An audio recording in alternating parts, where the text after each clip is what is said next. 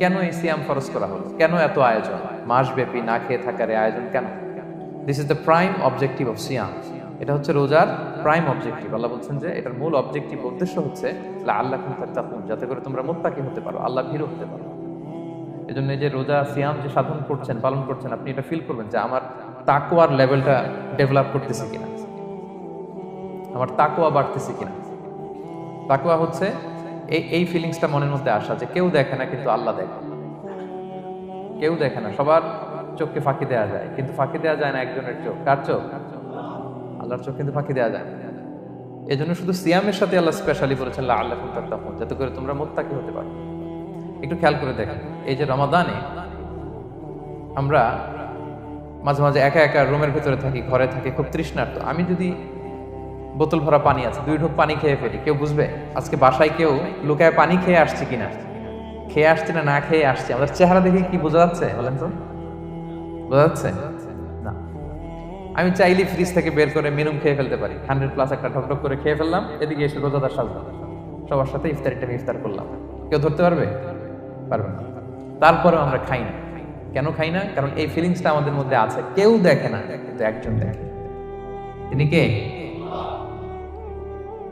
লাআল্লাকুম তাত্তাকুন।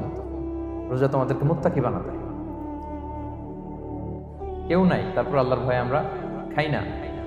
উমরে ফারুক রাদিয়াল্লাহু তাআলা আনহু রাতের অন্ধকারে লুকিয়ে লুকিয়ে মদিনার জনগণের খোঁজ খবর নিতেন। তো মাঝরাত থেকে তিনি পেট্রোলিং করলেন, করে ফিরে আসতেছেন।